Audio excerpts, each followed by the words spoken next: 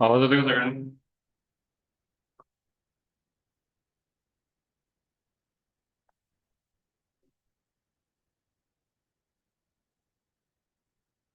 क्रिश आवाज येतोय का? हो येतोय. कॅल्क्युलेशन पण एक टेस्ट ठेवायची होती.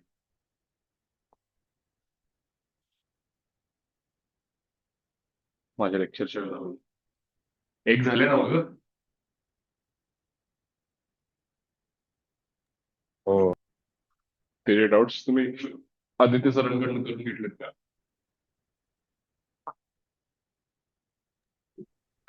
काल हो सर बोलले होते की येतील पण नाही आलेत. बरं एक काम करा. आज हा कॅल्क्युलेशन पेपरचे डाऊट्स करून घेतो. ठीक आहे, उद्या अजून पेपर देईल मी. आणि सांगलीत कॅल्क्युलेशन डाऊट्स तुम्ही 10:30 वाजता घेऊन पेपर मधले तुमचे त्यावेळेला घेऊन. ठीक आहे. Conceptual exercise 1.1. सांगलीमध्ये तुमचं लेक्चर कुठलं आहे? 10:30 नंतर फिजिक्स काही ऑनलाईन नाही आहे तुमचं? नाही पण 11 वाजता लेक्चर आहे पंकज सरांना. 11 वाजता आहे का?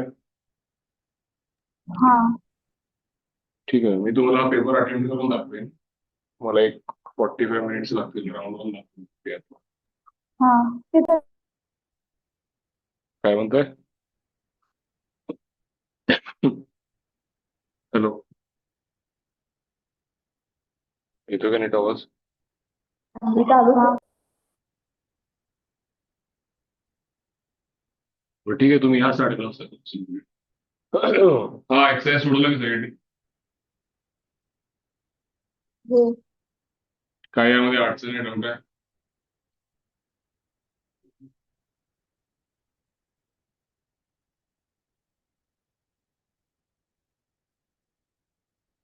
काय डाऊट आहे काय? नाही. हाय. हा X square minus 2x - 3 equal to 0 represent in 3 dimensional system केलंय का?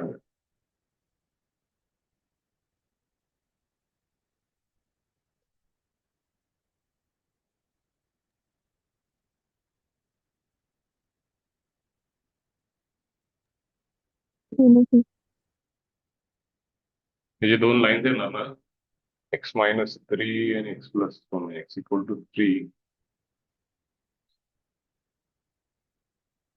काढता येतात काय?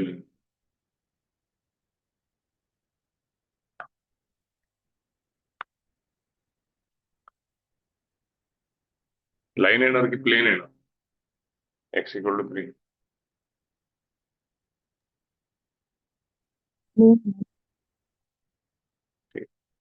केलं ना? याने काय डाऊट आहे का यामध्ये? काय पटकन सांगायला पुढे जाऊ.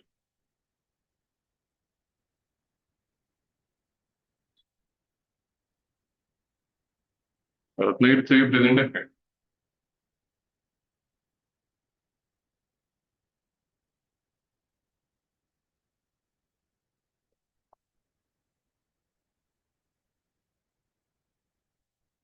गिरीश?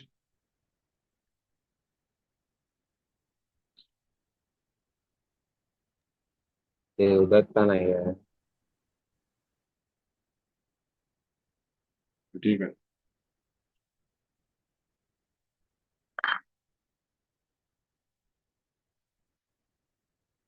पुढचा पॉईंट बघा सगळ्यांनी. Distance between the two points lying on the same axis. आता एकाच ऍक्सिसवर जर दोन पॉईंट असतील तर कसं काढणार त्याचा डिस्टन्स? समजा एक्स ऍक्सिसवरचे दोन पॉईंट आहेत. ऑब्व्हियसली त्यांच्या एक्स कोऑर्डिनेटची सबट्रॅक्शन होईल ना फक्त मॉडमध्ये. तो हा काय पॉईंट लिहून घेण्यासारखा पण नाही. Same axis distance between the two point लक्षात येते का सगळ्यांना? महत्वाचे पॉईंट तेवढे लिहून घेऊयात. बाकी गोष्टी आपण डायरेक्टली टॅकल करू शकतो. आणि काय हे शिकवलं नसतं तरी आपण डिस्टन्स फॉर्म्युलावर याच ठिकाणी अराईव्ह झालो असतो. तर तो विषय नाही. 3 डायमेन्शन मध्ये इमॅजिन करून बघू शकता तुम्ही. दोन पॉईंट असतील एकाच ऍक्सिसवर, तर त्यांचा डिस्टन्स म्हणजे आपण जसं 2 डायमेन्शन मध्ये काढत होतो. कुठल्या पण दोन पॉईंट मधला डिस्टन्स कसा काढत होतो? समजा +3 आणि -1 आहे. तर आपण सबस्ट्रॅक्शन करत होतो ना, मॉड घेऊन. So distance between the points lying on the line parallel to one of the coordinate axis. आता हे थोडं विचार करायचं काय, हे पण फारसं नाही, समजते का बघा सगळ्यांनी. lying one of the lying on the line one parallel to one of the coordinate axis म्हणजे समजा तुम्हाला तुमची एक लाईन आहे जी एक्स ऍक्सिसला पॅरल आहे, ठीक आहे. तुमची जर लाईन एक्स ऍक्सिसला पॅरल असेल तर हा कोऑर्डिनेट आणि ह्या कोऑर्डिनेट मध्ये if the line is parallel to X axis, tell me one thing. Krish unmute कर स्वतःला. ही लाईन इमॅजिन कर, ही एक्स ऍक्सिसला पॅरल आहे, ठीक आहे. तर या लाईनचं सगळ्या पॉइंट्स मध्ये जर तू व्हेरिएशन केलास तर जे फरक पडणार आहे ते एक्स कोऑर्डिनेट मध्येच पडणार आहे का? विचार कर. हो कारण एक्सला पॅरल असल्यामुळे उंची सगळीकडे सेम राहिली का रे, म्हणजे सगळ्यांचं झेड कोऑर्डिनेट सेम, हो आणि हे एक्स-झेड प्लेन पासून पण सेम अंतरावर असतील का, झेड आणि एक्स, म्हणजे सगळ्यांचा वाय कोऑर्डिनेट पण सेम, सगळ्यांचा झेड कोऑर्डिनेट पण सेम. तुम्ही विचार करा, तुम्ही वर्गामध्ये बसलाय बरोबर, सगळ्यांनी सगळ्यांनी पहिल्या रांगेत बसलं. क्रिश, हा तुमचा व्हाईट बोर्ड आहे बरोबर का, ही तुमची इथं भिंत आहे, तुम्ही आता अशी कुठेतरी बसलेले असाल, हे तुमचे बेंचेस आहेत.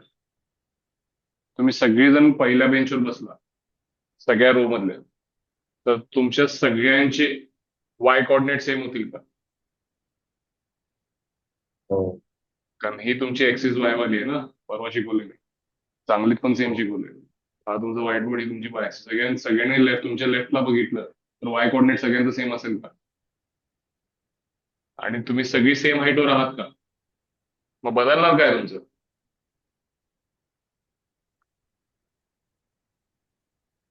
काय बदलणार आहे क्रिश? या या विद्यार्थ्याचं, या विद्यार्थ्याचं, या विद्यार्थ्याचं काय बदललेलं असणार? एक्स एक्स कोऑर्डिनेट, म्हणजे जो काय तुमचे कोऑर्डिनेट्स असतील त्यातला वाय आणि झेड कोऑर्डिनेट सेम राहील की नाही सगळ्यांचा. मग डिस्टन्स फॉर्म्युला काढत असताना काय होणार आहे सांग रे मला? वाय आणि झेड कोऑर्डिनेट सेम असल्यामुळं त्यांची सबस्ट्रॅक्शन झिरोच होणार आहे की नाही? हो मग तुमच्यातला डिस्टन्स काढायचा असेल तर तुम्ही तुमच्या एक्स कोऑर्डिनेटचं डायरेक्ट सबस्ट्रॅक्शन केलं तरी चालेल ना. सो जे तू एक्स ऍक्सिसवर हो केलास या दोन पॉईंट मध्ये, तेच तू कुठं करशील अशा लाईन मध्ये जी लाईन एक्स ऍक्सिसला काय आहे, पॅरल.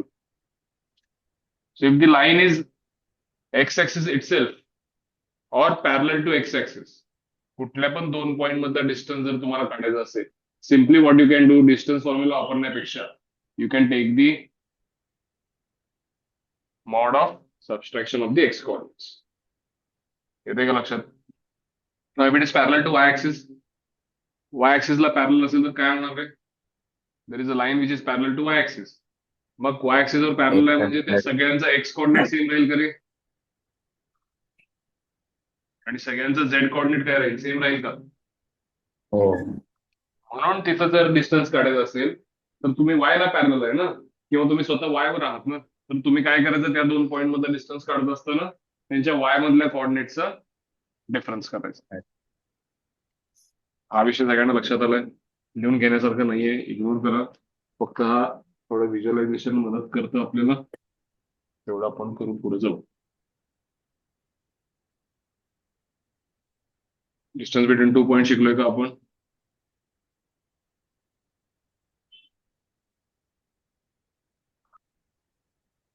चला, हा प्रश्न given point A and B, find the distance between A and B. सगळ्यांना करता येईल distance between A and B? Under रूटच्या 7² प्लस 1² प्लस 11², जे काय असेल ते. पुढचं काय विचारलंय बघा, projection of A B on the coordinate axis.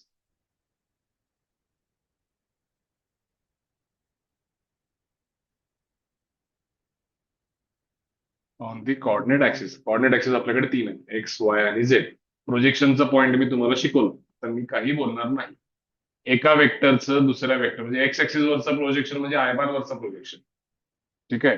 A B बारचं प्रोजेक्शन ऑन आय बार पाहिजे त्यांना. हे कसं काढायचं? पार्थ बोल.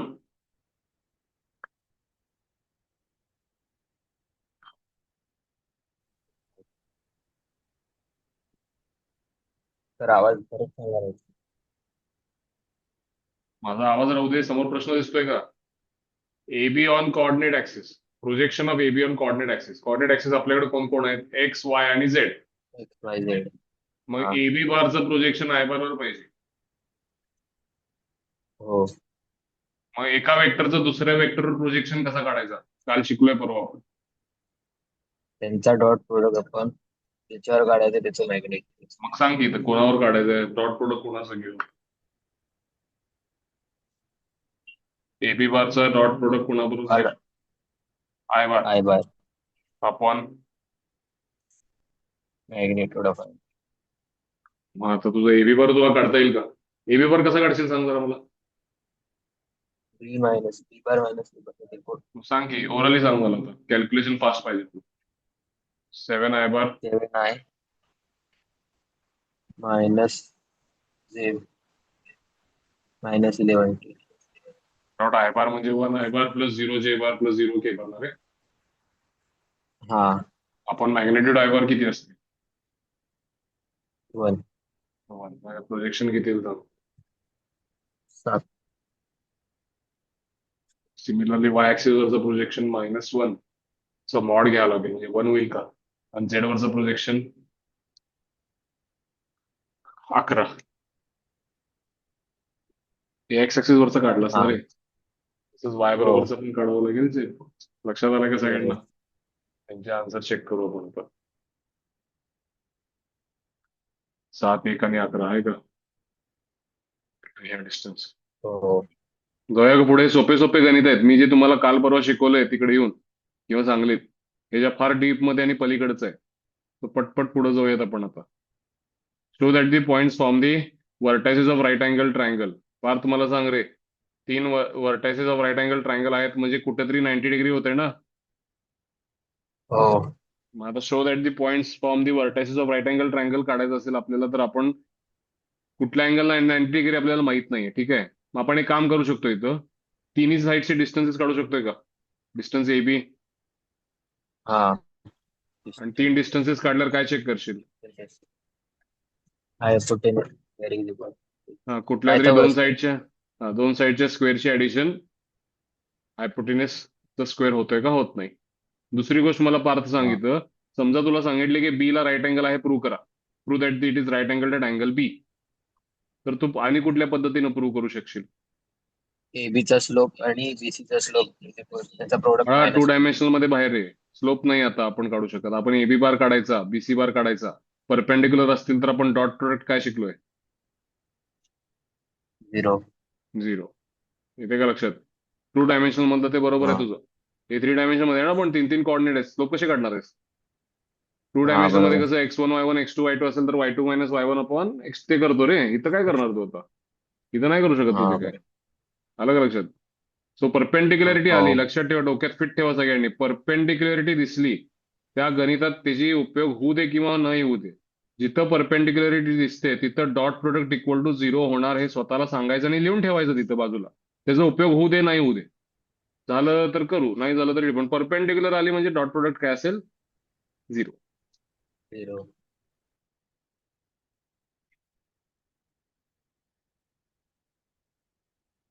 पुढं लक्षात आलंय सगळ्यांना? हा क्वेश्चन मात्र आपण डिस्टन्स फॉर्म्युलाने करायचा. 2 जणांच्या स्क्वेअरची ऍडिशन तिसऱ्याचा स्क्वेअर. त्याने पायथागोरसनच केलंय. को लिनियर कसं प्रूव्ह करायला शिकवलंय? पार्थ तूच बोल, चल पटकन. 3 पॉईंट दिलेत, कसं कोएफिशियंट रेशो. कोएफिशियंट कोणाचे? पहिले यातनं 2 वेक्टर बनवावे लागतील तुला. हा. AB बार फिनिश. सांग एबी बार, सांग मला पटकन. 4I minus 2J plus 1. AC सांग चल. 12I minus 6J plus 3K. Ratio घे. 4/12. 1:3. 1:3 1:3 1:3. 1:3 आहे का को लिनियर? हो. दुसरं म्हणजे तू काय करू शकतोस? तिघांचे डिस्टन्स काढू शकतोस. डिस्टन्स एबी, डिस्टन्स बीसी आणि डिस्टन्स एसी. आणि यातल्या कुठल्या तरी 2 जणांचे ऍडिशन. तिसऱ्या तिसरं आहे का ह्याच्यावर. चेक कर. हा. त्याने डिस्टन्स नाही केलाय. अनन्या वाच. Find the coordinates of the point on the Z axis. These are at a distance of 7 units from the point P3 minus 2, 5. आता जो तो पॉइंट कुठला कोऑर्डिनेट आहे तो तुला माहित नाही, so let the point on the Z axis B what. काय घेऊयात सांग मला.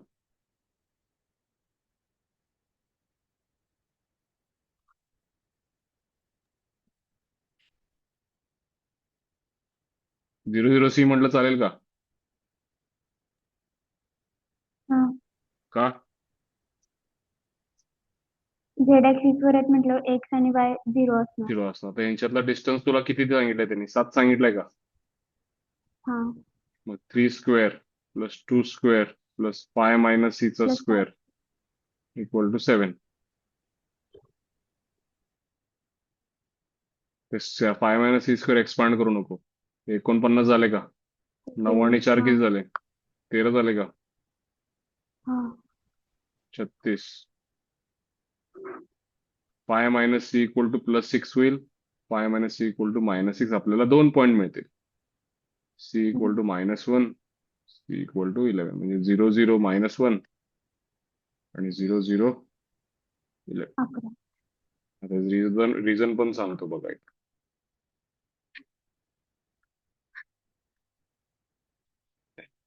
एक वर पॉइंट असेल आणि खाली असेल, जो या पॉइंट पासून असे 2 पॉइंट मिळतील झेड वर, जे 7-7 अंतरावर आहे. वरती तोंड करून एक आणि खाली तोंड करून एक. सो आपल्याला किती पॉइंट्स मिळाले तिथं? 2. आले लक्षात सगळ्यांना?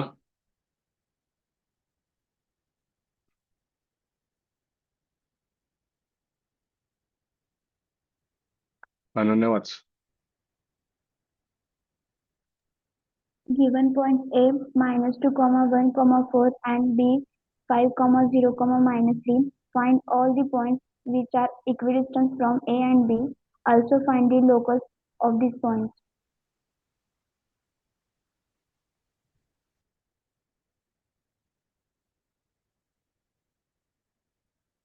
तुला काय फाइंड करायचं? Find all the points which R.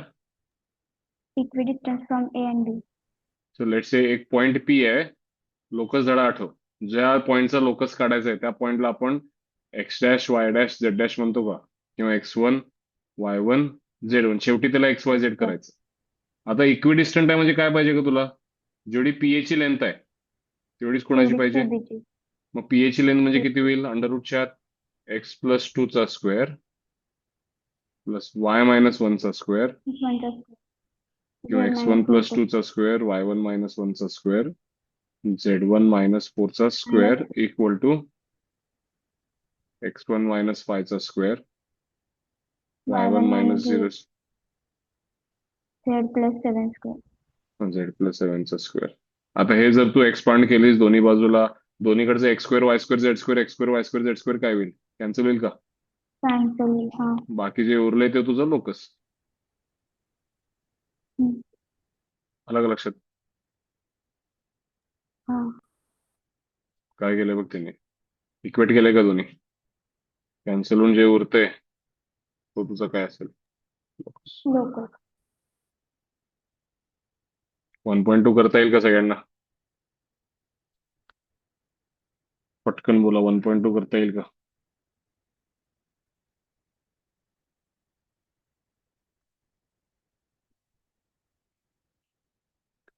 हे सोपे सोपे क्वेश्चन्स आहेत, एकदा सोडवा तुम्ही. सेक्शन फॉर्म्युला लिहून दिलेत का? सगळे नोट्स घ्या. चला समोर पटकन सेक्शन फॉर्म्युलाचे सगळे नोट्स घ्या. काय काय शिकलो आपण सेक्शन फॉर्म्युलामध्ये? Internal, external. पटकन समोर घ्या. बेसिक बेसिक गोष्टी आहेत, फारसा वेळ घालवायला नको. जे अवघड आहे तिथं वेळ देऊया. सेक्शन फॉर्म्युला समोर घ्या. सगळं लिहून दिले परवा. वाचा एकदा. फॉर्म्युला काय? इंटरनल असेल तर काय, एक्सटर्नल असेल तर काय.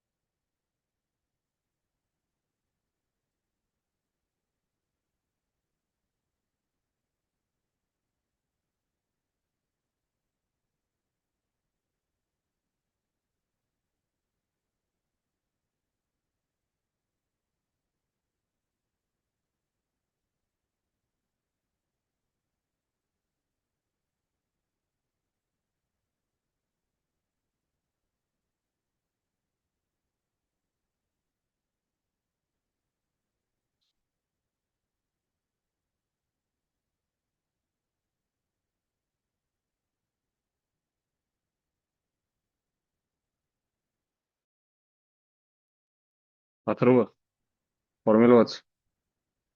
इंटरनलचं काय? mx2 plus nx1 upon m plus n एक्सटर्नलचं minus येणार mx2 minus nx1 upon m मग minus तुला n. इथं x1 x2 y1 y2 माहित आहेत का? 2 पॉईंट टोकावरचे. काय सर आवाज ब्रेक होतो. इथं समोर गणितात आता काय काय दिले बघ. 2 पॉइंट दिले, त्याच्यामधला जो पॉइंट आहे तो काढायचा आपल्याला, इंटरनल डिव्हिजन दिले. हा x1 y1 z1 झाला. हा हा x2 y2 z2 झाला. हो. हा m आणि हा n. n इथं प्लस वाला फॉर्म्युला हा मायनस m आणि हा आणि इथं मायनस वाला फॉर्म्युला.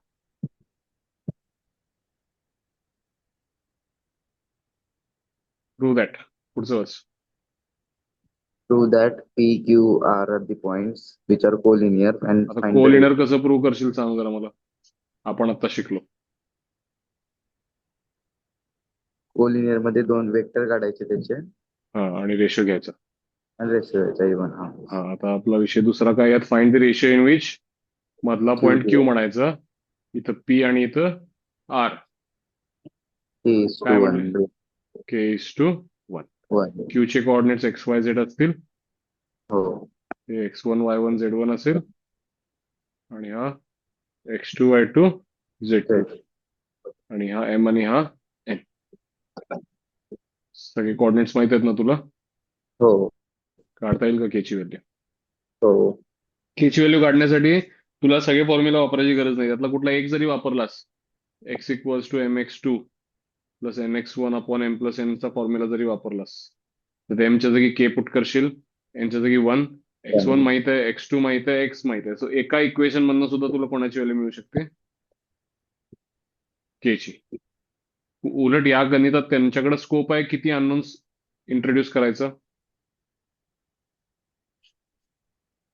3. का 3 सांग मला? एक k ची व्हॅल्यू मिळेल x च्या इक्वेशन मधनं. समजा y कोऑर्डिनेट मधला कुठला अननोन असता तर k परत यातला मिळालेला यात टाकून y कोऑर्डिनेटच्या इक्वेशन मधनं आपण तो दुसरा अननोन काढला असता आणि z मधनं आपण तिसरा अननोन काढला असता. सो या क्वेश्चन मध्ये किती अननोन्स काढायची ताकद आहे आपल्याकडं? 3 unknowns. 3 अननोन्स. त्यातल्या ते एकटीने सांगितलं. अथर्व तूच वाच. Consider 2 points P and Q. Find the point where PQ meets YZ plane, XZ plane, and XY plane. बर, आता जरा विचार कर. चांगला क्वेश्चन आहे, सगळ्यांनी लक्ष देऊन ऐका. YZ प्लेनला मीट व्हायचं असेल, ठीक आहे, हा तुझा Y, हा तुझा Z. समजा कुठेतरी इकडं P आणि इकडं Q आहे, ठीक आहे. कुठं YZ प्लेनला मीट होते विचारले की नाही रे तुला? हो. हा तुझा YZ प्लेन आहे का? YZ प्लेनला इथं कुठेतरी मीट होते का ते? हो. P चे कोऑर्डिनेट्स काय आहेत? -2, 3, 5. Q चे कोऑर्डिनेट्स काय आहेत? 1 -4 3. तो जिथं कुठं YZ प्लेनला मीट होतोय, काय मी काय म्हणतोय ऐक लक्ष देऊन. तो जो काय कोऑर्डिनेट आहे त्याला थोड्या वेळासाठी R म्हणू का रे? हा. आणि त्या R न PQ ला काहीतरी रेशो मध्ये डिवाइड केला असेल. हो. त्या रेशोला मी काय म्हणलं? K:1. 1.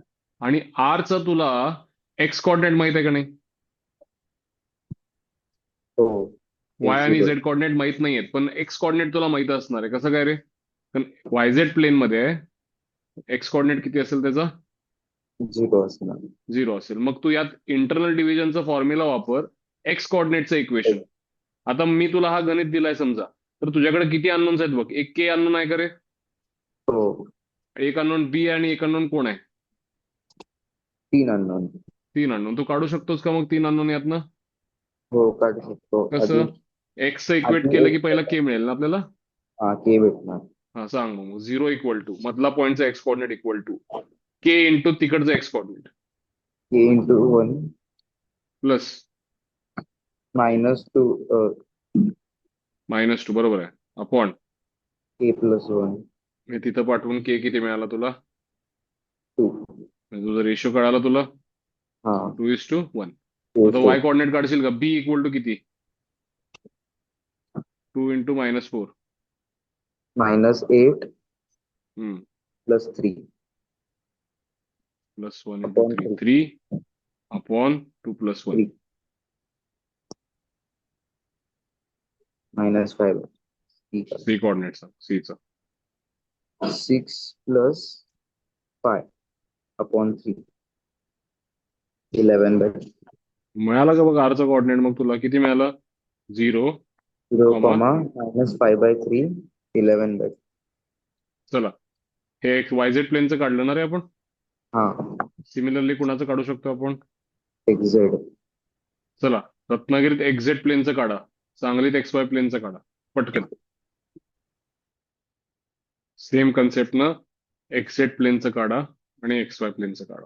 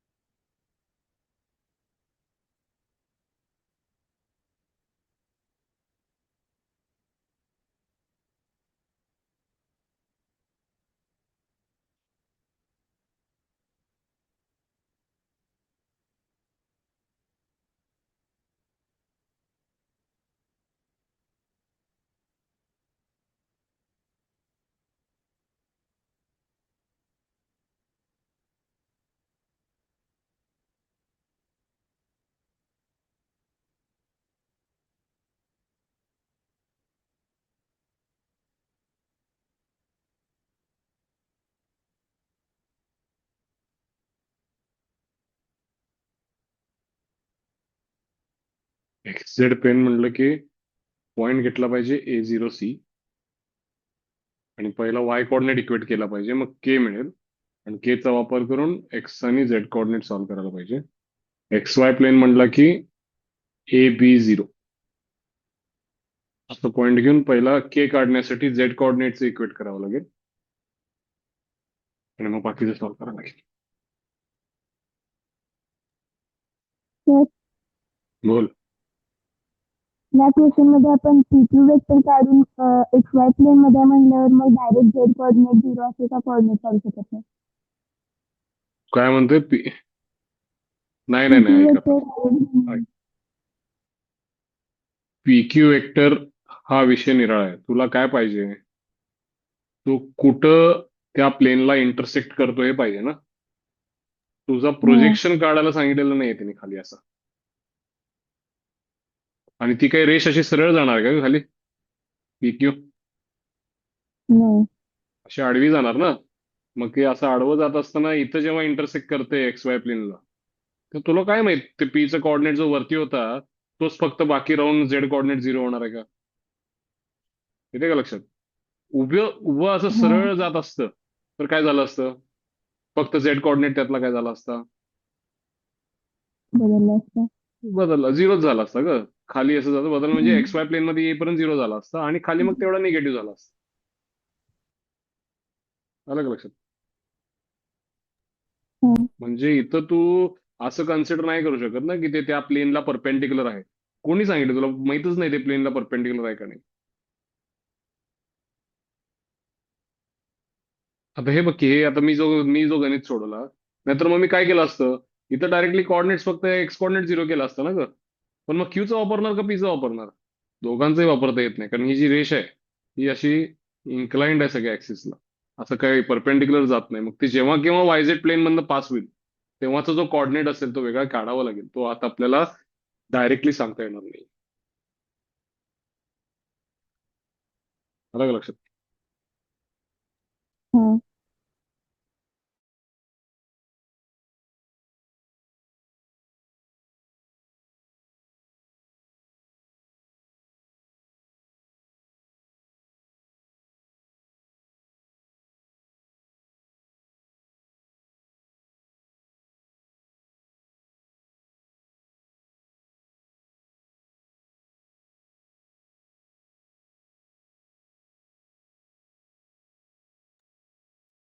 तर तर हा, रेशो कुठून स्टार्ट करायचे? K:1 जो आहे ना, तो कुठून स्टार्ट करायचा? कसं PQ पण केलं पासून तरी start. चालतंय. कसं पण केलं तरी चालतंय. तर मग K ची व्हॅल्यू 2 येतात ऍक्च्युली, 4/3 येऊ आणि दे की. 3. नाही नाही, तुला रेशो कोणी विचारला इथं? आणि जरी विचारला असेल तरी तुझं हा रेशो के ची व्हॅल्यू तुझं, समजा मी इथं इथं K:1 केलं असतं, ठीक आहे. हा तर इथला माझा के जो आला असता, इथला हा 2:1 आला ना रेशो. हा तर कदाचित इथं माझा के हाफ आला असता, हा 1/2 म्हणून. तो विषय अच्छा. नाही.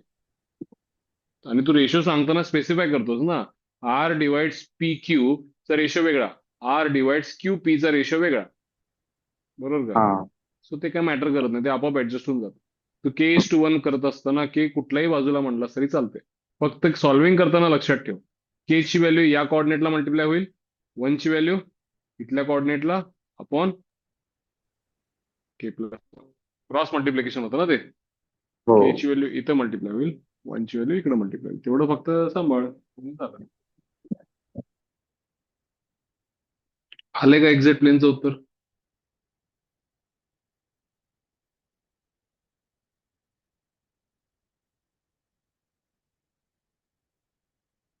अथर्व आले का?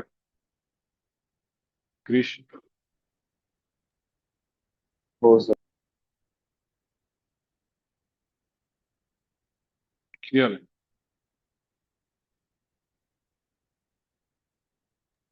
कोऑर्डिनेट सांगू डायरेक्ट. हम्म. -5/7, 0, 29/7 XZ प्लेन. एक्स वायचं काय आलं आधी ते सांग.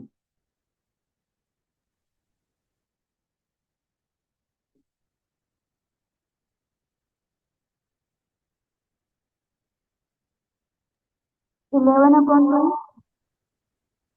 किती? माइनस 11/2 आणि -29/8, 0. ठीक. चेक करा आन्सर. हा हे चालेल.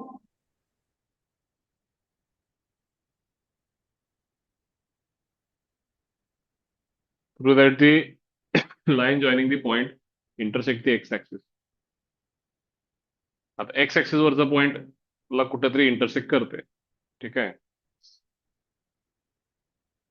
मग ते मधला पॉइंट आर असेल. मागच्या गणितापेक्षा हा गणित अजून सोपा झाला.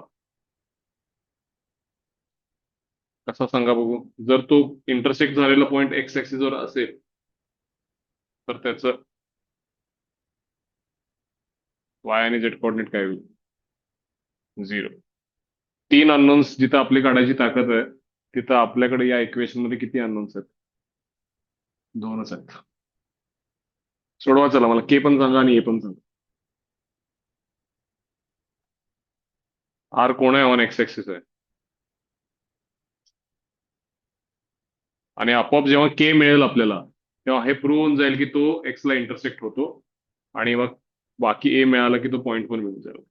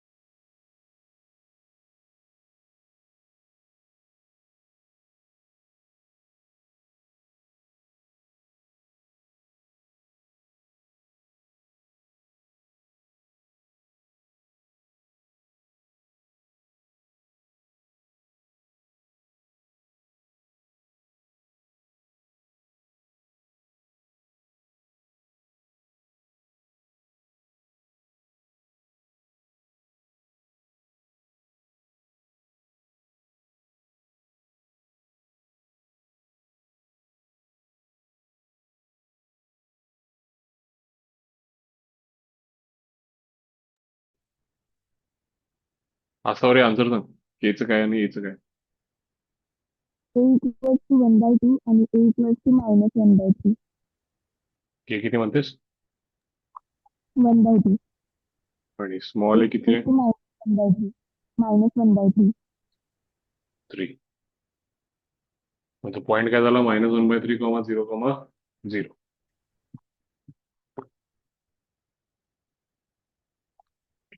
रेशो मिळालाय म्हणजे तो काहीतरी तो पॉईंट ऑफ इंटरसेक्शन आहे. आणि कॉर्डिनेट्स पण मिळाले. तो प्रूफ पण झाले आणि पॉईंट ऑफ इंटरसेक्शन पण मिळाले.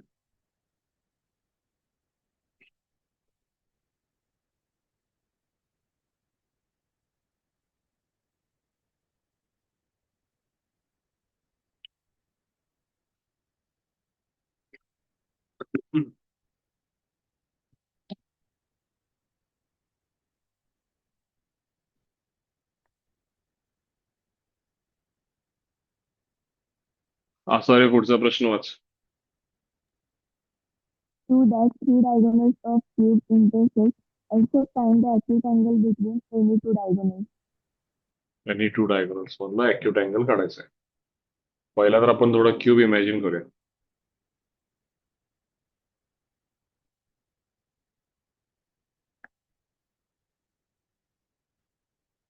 हे बघ, ही एक्स ऍक्सिस, तुझी वाय ऍक्सिस आणि ही झेड ऍक्सिस.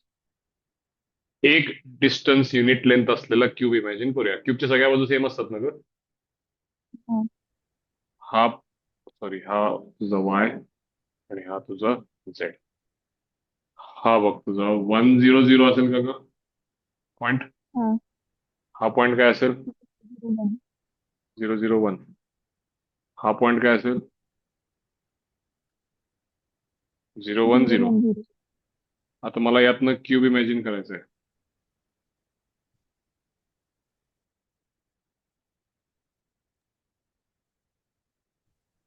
क्यूब काढलाय का मी एक? हा. हा जो खालचा टोक आहे तो ओरिजिन असेल का ग? एक्स हा. वरच्या पॉइंटला ए म्हणतो, वाय वरच्या पॉइंटला बी म्हणतो, झेड वरच्या पॉइंटला सी म्हणतो. ठीक आहे. एक्स वाय प्लेन मध्ये एक हा. पॉइंट आहे, त्याला डी म्हणू का? सॉरी, एक्स झेड प्लेन मध्ये हा. हा पॉइंट, त्याचे कोऑर्डिनेट सांग बघू डी चे मला. 1, 0, 1. Very good. 1, 0, 1. त्यानंतर हा खाली एक्स वाय प्लेन मध्ये एक ई पॉइंट नाव देतो, त्याचे कोऑर्डिनेट सांगू मला. 1, 1, 0. 1, 1, 0. त्यानंतर हा वाय झेड प्लेन मध्ये एक एफ कोऑर्डिनेट घेतो. 0, 1, 1. 0, 1, 1. आणि एक स्पेस मधला पॉइंट आहे का जो फर्स्ट क्वाड्रंट मध्ये, ऑक्टंट मध्ये, हा. त्याला 1, पॉइंट 1. जी म्हणतो. तो काय असेल? 1, 1, 1. 1. तुझ्या हिशोबानं ह्यातले जे डायगोनल्स आहेत ते कोण कोण आहेत सांग. बॉडी डायगोनल हा, फेस डायगोनल नाही. केमिस्ट्री शिकलाय ना बॉडी डायगोनल. कुठला कुठला आहे? ओ पासनं जी कडे एक जाणारा डायगोनल आहे का ओजी बार? हा. त्यानंतर F A bar. F A bar एक डायगोनल आहे. आणि B B. काय म्हणते? B B bar. किंवा मग D C B bar bar. एक आहे. आणि कोण आहे? C bar. सी पासनं खाली ई कडं सीई बार. ठीक आहे. मला तू ओजी बार काय होईल सांग मला. तुला पाहिजे तरी तर सगळे कोऑर्डिनेट्स लिहून देतो. ए चे कोऑर्डिनेट्स 1, 0, 0. बी चे कोऑर्डिनेट्स 0, 1, 0. सी चे कोऑर्डिनेट्स 0, 0, 1. त्यानंतर आपण डी पॉइंट मांडला जो एक्झॅक्ट प्लेन मध्ये होता तो 1, 0, 1. ई चे कोऑर्डिनेट्स 1, 1, 0. आणि एफ चे कोऑर्डिनेट्स 0, 0, 1. सॉरी, 0, 1, 1.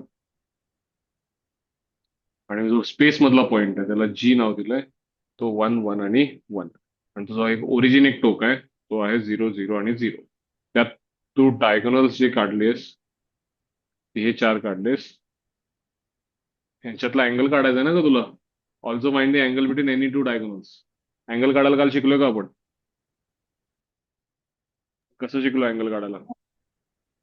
दोन वेक्टरचा डॉट प्रोडक्ट आपण त्या दोघांचा हा, दोघांचं मॅग्नेट्यूड ते आपण करू शकतो. चल आता ते पहिला हे करूया आपण. चारही डायगोनल्सचे वेक्टर फॉर्म मध्ये इक्वेशन काढू. काय ते सांग मला. ओजी बार कसं काढशील? जी मायनस ओ मग कर की आता 1 - 0 1 - 0 1 - 0 म्हणजे काय? I I bar K bar K bar K bar. F A bar. F पासून इकडे ना. Minus I bar J bar K bar minus I bar plus J bar plus K bar. त्यानंतर DB bar. I bar minus J bar plus K बार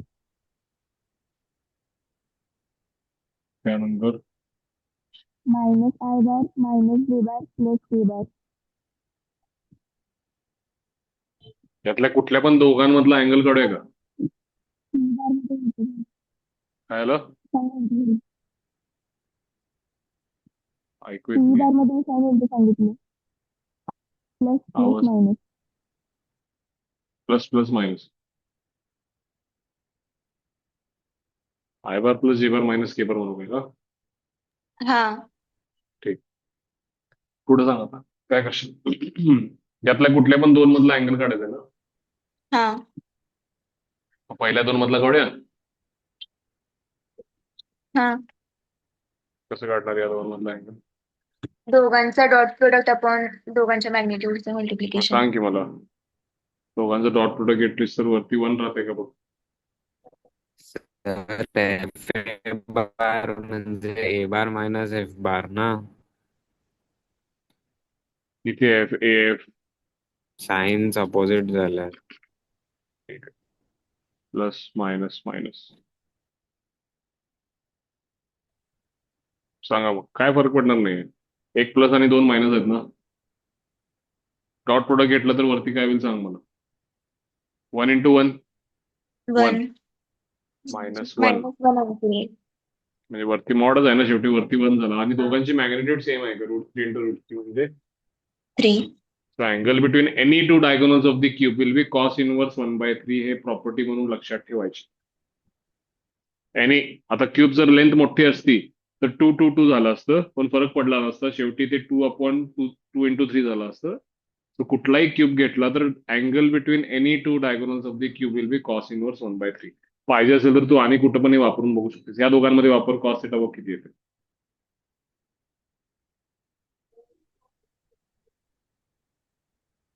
तेच येते 1/3 -1 upon √3 आलं का लक्षात? So यातला दुसरा भाग सोडवला का रे आपण. Also find the acute angle between any two diagonals. आता प्रूव्ह दॅट इंटरसेक्ट होतं त्यासाठी काय करशील का जरा विचार कर. काल आपण एक स्टेट बोर्ड मध्ये क्वेश्चन केला होता. दोन असे सेगमेंट्स इंटरसेक्ट होतात प्रूव्ह करा म्हणून. आठवतंय का कसं केलं होतं? सेक्शन फॉर्म्युलाने त्यांचा इंटरसेक्शन पॉइंट काढला होता. हा. आता एक काम कर. तुझे कुठले तरी दोन डायगोनल घे. सर ओ जी एक घे. जी चे कॉर्डिनेट्स काय 1 1 आणि 1. ओ चे कॉर्डिनेट्स काय आहेत? 0 0 0 पुढं आणि कुठलं घेऊया? सीई ओजी आणि हा दुसरा कोण आहे त्यातला? एफ ए घे.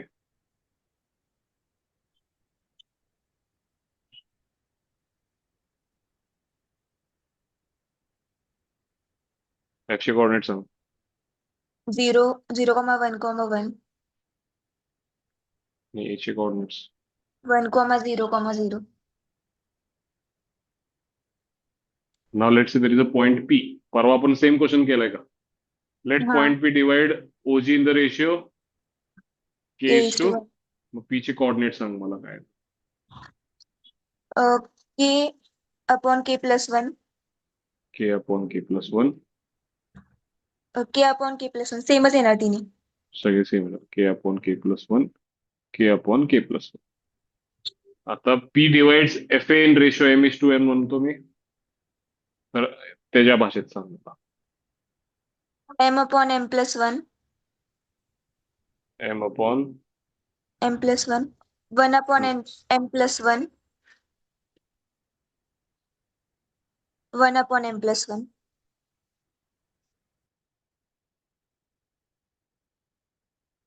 आता हे जर इक्वेट केलीस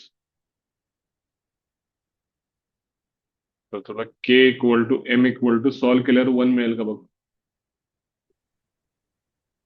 हा सॉल्व्ह केल्यावर K equal to M equal to 1 मिळालं म्हणजे पॉईंट ऑफ इंटरसेक्शन काय झालं सांग मला.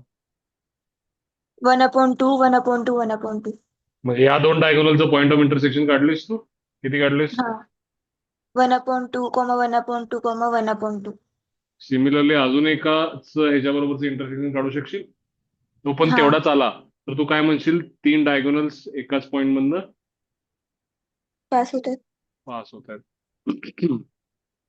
मग त्यांनी बाजू ए घेतली आपण बाजू 1 घेतली त्यांचा पण 1/2 1/2 1/2 आलाय का बघ. हा मग त्यांनी अँगल किती काढलाय त्यांची अँगल काढायची पद्धत काय आहे बघूया. कॉस थिटानं काढलाय पण त्यांचं वेगळं आहे. आपण जे काय शिकलोय ते फक्त बघा ते झालंय का आपलं. हा त्याने ट्रिग्नॉमेट्री मधला कोसाइन रूल यूज केलाय तेवढं जायची गरज नाहीये.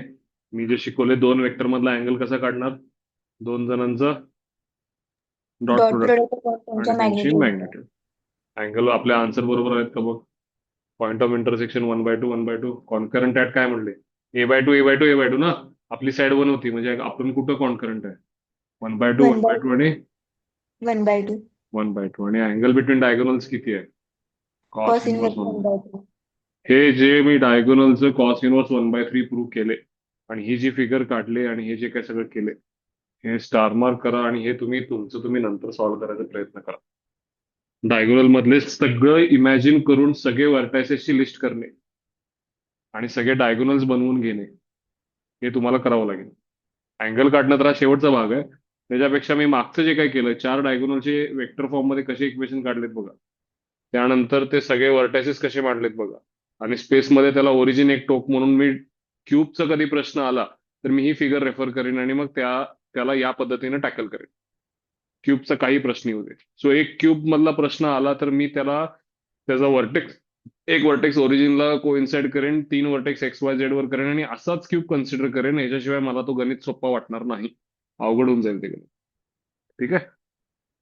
सो ही फिगर आणि हे सगळे व्हर्टायसेस आणि हे 4 IJK हे तुम्ही बघू शकता. हे चारही जे काही डायगोनल आहेत ते सगळे कॉम्बिनेशन आहेत ह्याचे IJK चे 1 प्लस प्लस प्लस तिन्ही पॉझिटिव्ह.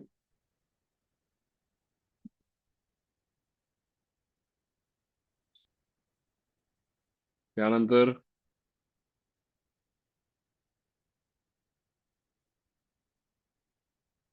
अपोजिट डायरेक्शन गेलं की उलट होईल. मी म्हणतोय पहिले कोएफिशियंट प्लस ठेवला तर इथं काय होईल plus plus plus minus minus plus minus minus असेच 4 डायगोनल मिळालेत का बघा. हा प्लस प्लस प्लस वाला झाला हा प्लस मायनस मायनस वाला झाला हा प्लस मायनस प्लस वाला झाला हा प्लस प्लस मायनस वाला झाला. चारही पॉसिबल जे आहेत ते डायगोनल आपल्याला मिळतात.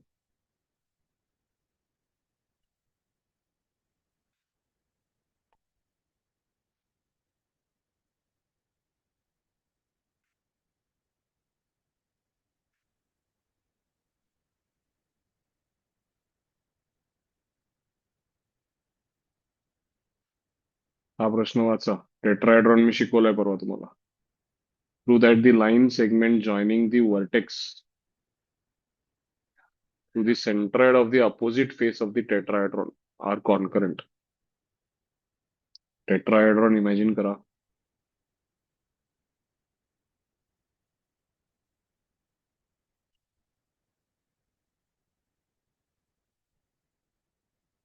हे मी त्यांच्या फिगर मधनं तुम्हाला एक्सप्लेन करायचा प्रयत्न करतो. बघा इकडे एक टेट्राहेड्रॉन इमॅजिन केलाय त्यांनी जो मी काल काढून दाखवला होता तुम्हाला. टेट्राहेड्रॉनचे 4 व्हर्टायसेस असतील. X1 A1 चे coordinates X1 Y1 Z1 A2 चे coordinates X2 Y2 Z2 A3 चे कोऑर्डिनेट्स X3 Y3 Z3 आणि A4 चे कोऑर्डिनेट्स X4 Y4 Z4. काय प्रूव्ह करायचंय बघा. व्हर्टेक्स सेगमेंट कुठली आहे पार्थवच प्रणवच सेगमेंट जॉईनिंग वर्टेक्सला कोणाला जॉईन करायचंय?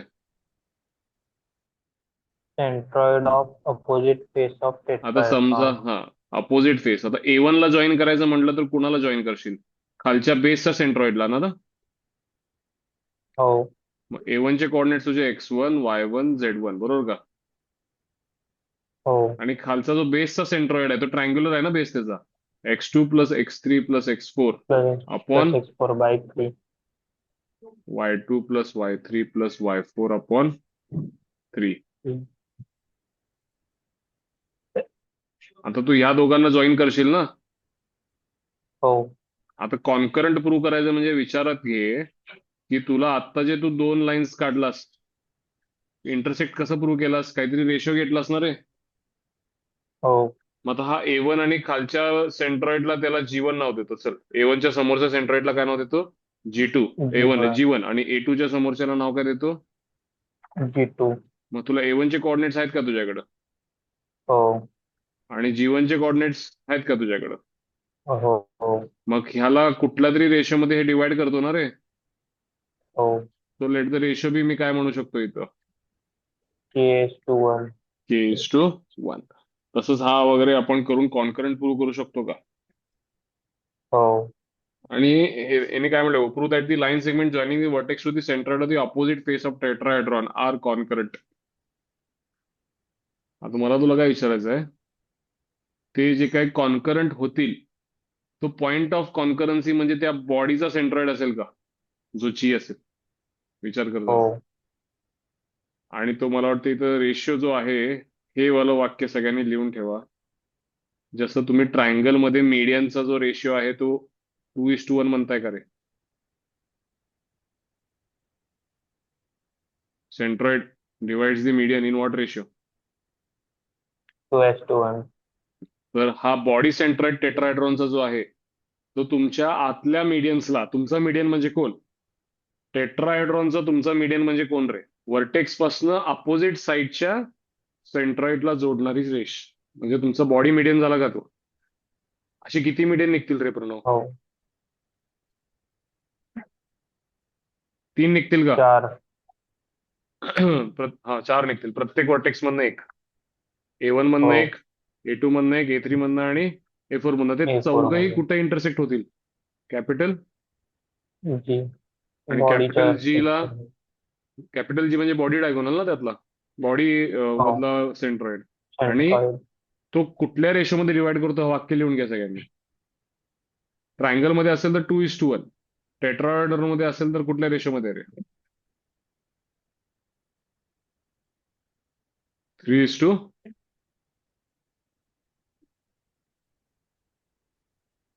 लिहून घ्या सगळ्यांनी. कळालं ना रेशो कुठला आहे? इमॅजिन होतोय का? हा जो डायगोनल आहे मोठा आतला, म्हणजे वर्टेक्स पासून खाली जाणारा हा जो आहे,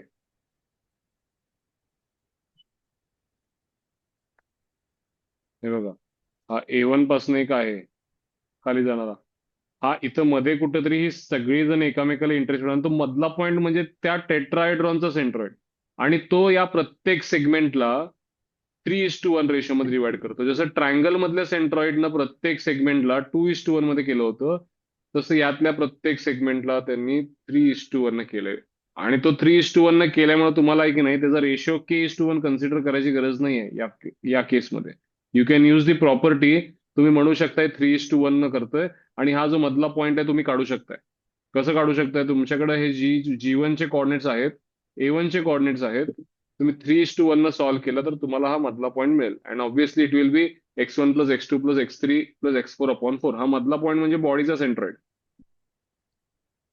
सो आम्ही काय शिकलो यातनं? टेट्राहेड्रॉन मधले सगळे वर्टेक्स अपोजिट सेंट्रॉइडला जे जोडतात ते तसे 4 आहेत. ते चारीचे चारी कॉन्करंट आहेत. आणि ते कॉन्करंट कुठे आहेत? काय पॉईंट ऑफ कॉन्करन्सी काय आहे त्यांचा प्रणव?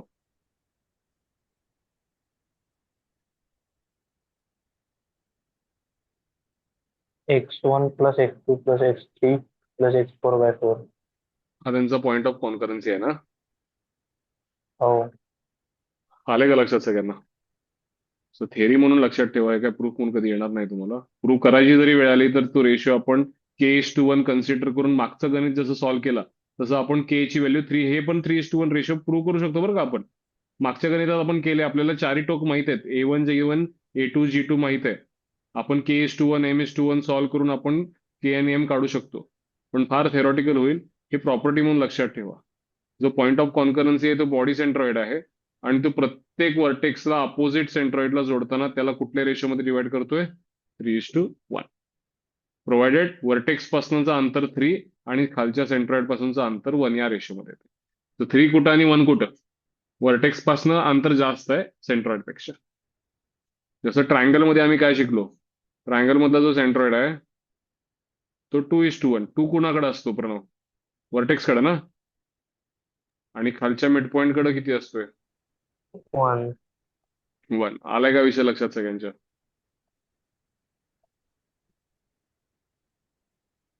तो टेक अवे पॉइंट फक्त यात एवढाच आहे की बॉडी टेट्राहेड्रॉनचा जो बॉडी सेंट्रॉइड आहे तो सगळ्या सेंट्रॉइड्सला A1 G1 A2 G2 A3 G3 A4 G4 या सगळ्यांना पॉइंट G ला कुठल्या रेशोमध्ये डिवाइड करतो रे?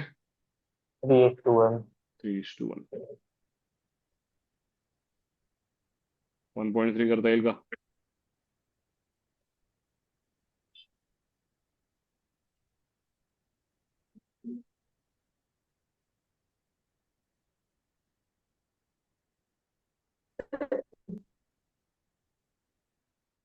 काय म्हणताय?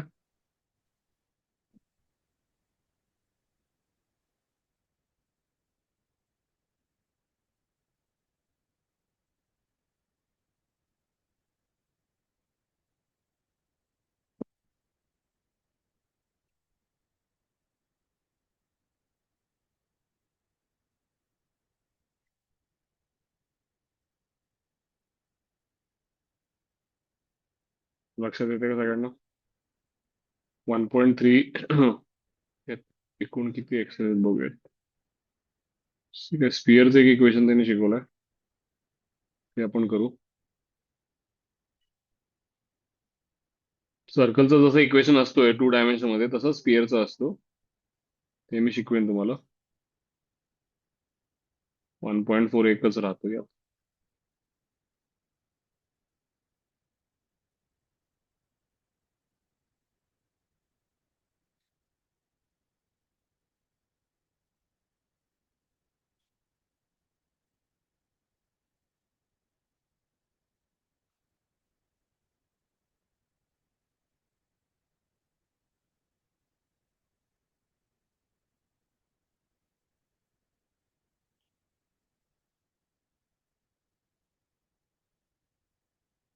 तुमच्याकडे जे बुक आहे ना समोर सिंगेजची, एक्सरसाइज मध्ये किती क्वेश्चन आहेत बघा जरा.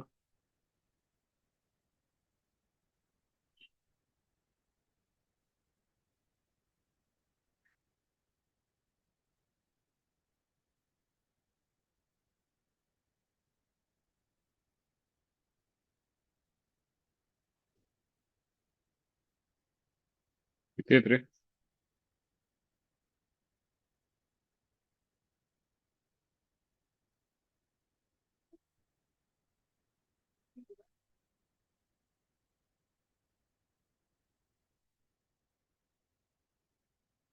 पीडीएफ मध्ये त्यांना किती चॅप्टर्स दिलेत आपल्याला?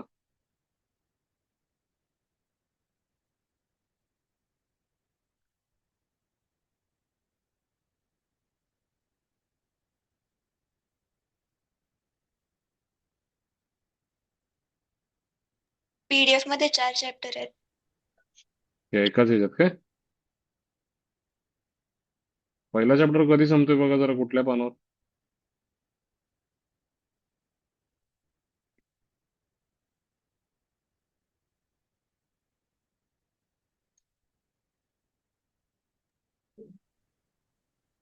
एटी फोर पासून सर एक्सरसाइज 84 पासून कुठपर्यंत?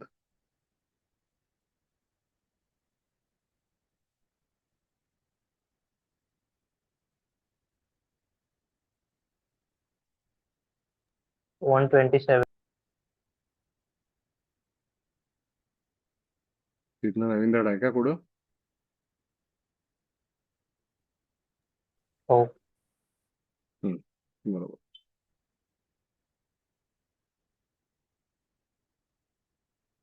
आता हे सगळं मी शिकवलं बरं का तुम्हाला, पोझिशन वेक्टर वगैरे. आपल्याला वेळ लागणार नाही हे सगळं सॉल्व्ह करायला. मेजर पार्ट आपला झालाय, ते मी पटपट तुम्हाला ते शिकवेन. स्पिअरचं आपण उद्या घेऊयात, पण मी सांगतोय तुम्हाला ही सगळी थेअरी आपली झाली. म्हणजे क्वेश्चन्सच आता एवढे सॉल्व्ह करायचे की एवढं परफेक्ट करून टाकायचं, काय प्रॉब्लेमच आला नाही पाहिजे.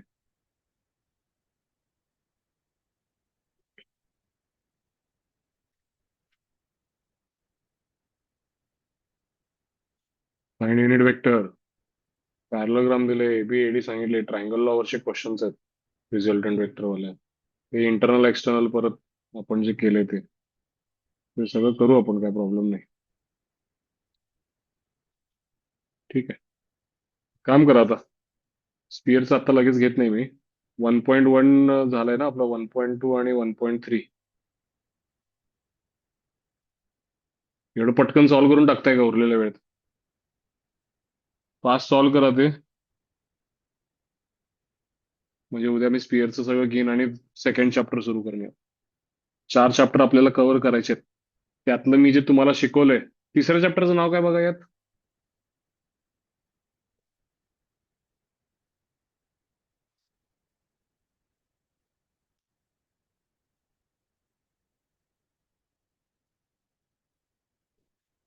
दुसरा Different introduction to product of vectors. काय आहे तिसरा? Different product of vectors. ते पण आपलं झालं ना, स्केलर डॉट क्रॉस सगळं. म्हणजे यातलं माझं शिकवायचं राहते तो लाईन अँड प्लेन. ठीक आहे, करूया आपण डिफरंट प्रोडक्ट ऑफ वेक्टर्स. ते पण आपण थेरी परवा बघितली. सगळी थेरी मी दिलेली आहे, ती नीट व्यवस्थित रिवाइज करा. यातलं तुम्हाला जो मला शिकवावं लागणार आहे तो आता असणार आहे शेवटचाच फक्त. त्यात पण आता मजा अशी झाली की लाईन अँड प्लेन मधला प्लेनचा भाग जेई मेन्स मधनं काढून टाकलाय. तो आपण करायचा नाहीये, तरी मी थोडाफार शिकवेन ते. सो लाईन हा पार्ट राहतोय, आणि रत्नागिरीत स्केलर ट्रिपल प्रोडक्ट शिकवलं नाही ना रे मी रत्नागिरीत.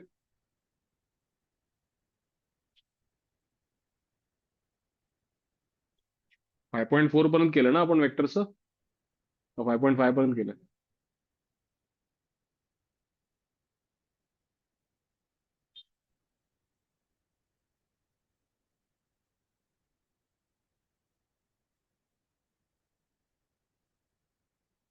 कुठपर्यंत केलं रे प्रणव?